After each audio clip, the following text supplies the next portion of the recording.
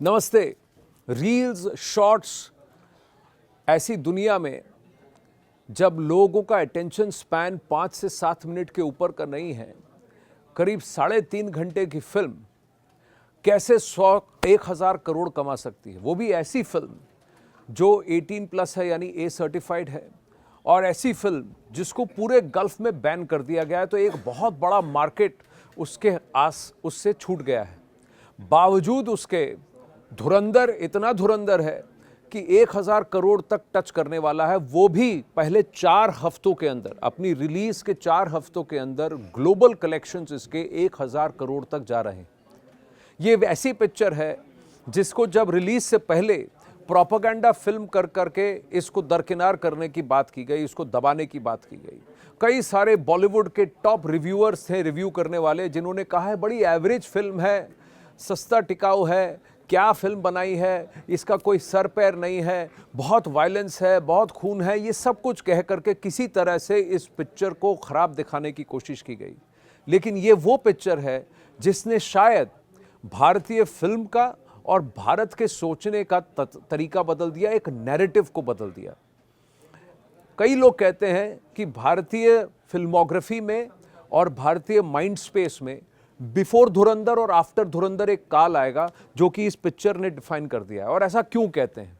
देखिए, उरी ने एक ट्रेंड को चेंज किया, जहां भारत की नैरेटिव, भारत की बात, भारत का पर्सपेक्टिव सामने दिखाकर दुश्मन को आंख से आंख मिलाकर मुंह तोड़ जवाब देने की बात फिल्म के पर्दे पर भी बेखौफ और बिना किसी एडिट के और बिना किसी सॉफ्टनिंग ऑफ द स्टोरी के, बैलेंस बना के चलो, ये वाला काम नहीं किया गया। पूरा भारत का पर्सपेक्टिव दिखाया गया।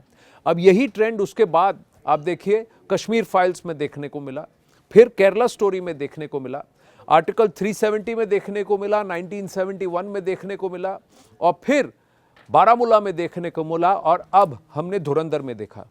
कई सारी इसमें से अधिकांश पिक्चरें आदित्य धर और उनकी B62 फिल्म्स ने बनाई है, लेकिन कई अन्य निर्माता भी हैं जिन्होंने ऐसी फिल्म बनाई, विवेक अग्निहोत्री और कुछ और भी हैं इसमें।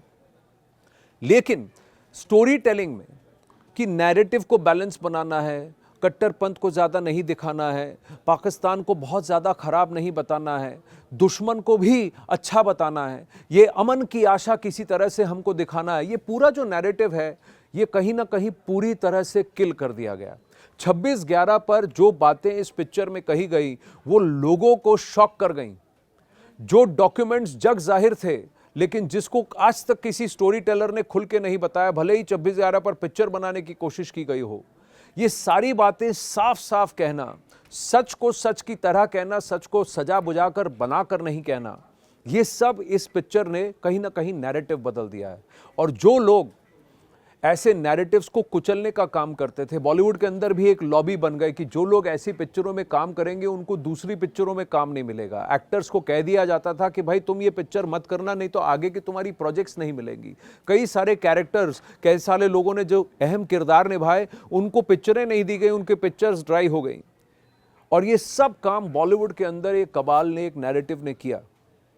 उस नैरेटिव को तोड़ने का काम, भारत को भारत से जोड़ने का काम, और भारत की बात को डंके की चोट पे बोलने का काम इस पिक्चर ने किया है।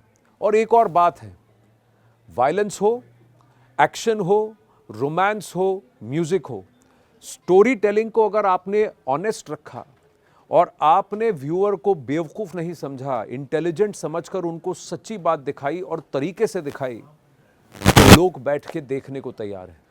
धुरंधर ने एक बात सिद्ध कर दी कि अगर आपकी स्टोरी टेलिंग क्लियर है, अगर आपके फैक्ट्स क्लियर हैं, सच को सच की तरह कहो और ऑडियंस को बेवकूफ़ नहीं समझो, और बढ़िया से आप इस सब को साथ में लेकर के व्यूअर के पास चले जाएं और बेकार का पीआर ना करें, पिक्चर को अपनी बात खुद कहने दें और लोगों को पिक्चर की बात करने दें, तो धुरंधर एक फैंटास्टिक मॉडल है जो शायद अन्य मूवी मेकर्स को भी अब एनकरेज करेगा। और मैं ऐसा नहीं कह रहा हूं कि इससे पहले इंटेलिजेंस पे, भारत के नैरेटिव पर, भारत के RNAW एजेंट्स पर या भारत ने जो कुछ किया ऐसी सीरीज नहीं बनी। अब तो OTT पे भी सीरीज बन रही हैं, वेब पर भी सीरीज बन रही हैं। धीरे धीरे एक माहौल, एक एटमॉस्फेयर क्रिएट किया जा रहा है जहां हर भारतीय को ये बताया जा रहा है कि हमारा देश कमजोर नहीं है, हमारा देश भी काबिल है।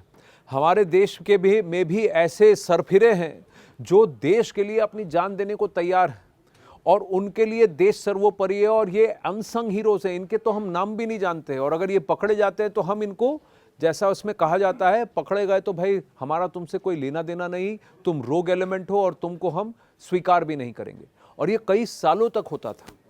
लेकिन अब उन अननोन गनमैन के मन के बारे में हमारे मन में भी कहीं ना कहीं थोड़ा रिस्पेक्ट है। कई लोग ऐसे भी हैं आज जो प्रार्थना के वक्त उनके बारे में भी प्रार्थना करके कहते हैं कि इन अननोन गनमैन को बचा के रखना, क्योंकि जाएं और ठोक के देश के दुश्मनों को वापस आएं, जिंदा रहें, बचें, जो भी करें, लेकिन भारत के लिए जो कर रहे हैं वो करते रहें। ये जो बातचीत है, ये जो नैरेटिव है और ये जो माइंडसेट है, कहीं ना कहीं अब व्यूअर के मन में जाकर घर कर गई है। और व्यूअर को भी ऐसा लग रहा है कि यार हमारा देश भीरू नहीं है, हमारा देश निकम्मा नहीं है, हमारा देश भी कुछ कर रहा है। हमारा देश, हमारे देश के ऐसे जांबाज भी हैं जो चुपचाप भारत की सेवा कर रहे हैं और भारत को सुरक्षित रखने में अपना तन, मन, धन, अपनी जान सब कुछ लगा रहे हैं।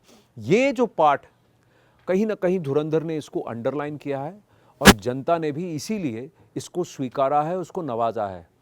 अब तो पार्ट 2 की बारी है। पार्ट 1 तो बहुत लोग देख चुके हैं, पार्ट 2 19 मार्च को आएगा, उसका भी लोगों को इंतज़ार है। तो क्या धुरंधर पार्ट 2 धुरंधर 1 से भी ज़्यादा बॉक्स ऑफिस पे हिट होता है?